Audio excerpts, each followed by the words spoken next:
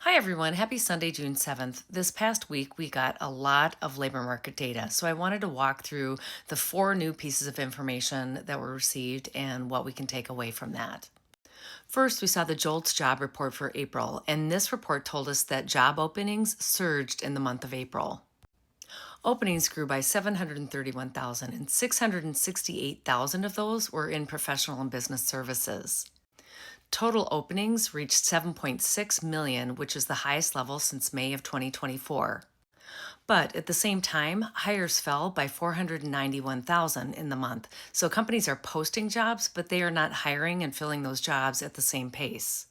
So some experts have wondered whether or not the high level of openings is driven by some of the AI build out or whether companies are just struggling to find the talent they need to fill those jobs.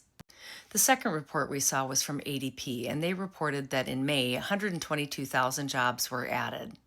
But the report noted that 47% of those jobs were in healthcare. So while this report tells us that the labor market remains resilient, it still is quite concentrated in that one sector.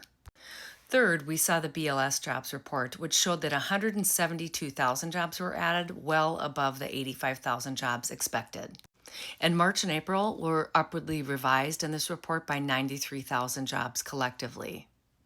But in the detail, you can see that the jobs were concentrated in a handful of structural demand sectors.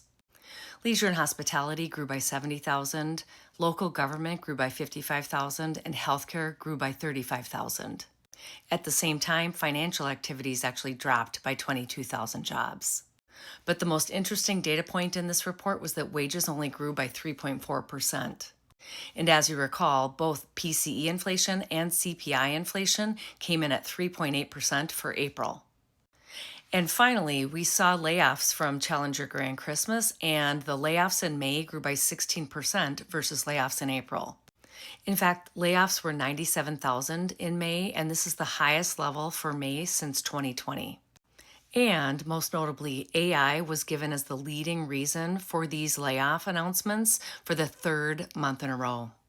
And the technology sector is leading the year to date cuts with 124,000 announced cuts year to date, up 66% versus last year. And this number of announced layoffs is 3 times the next closest sector, which is transportation. In my 2 cents, is the first three reports are obviously better than expected, but still point to a concentrated labor market.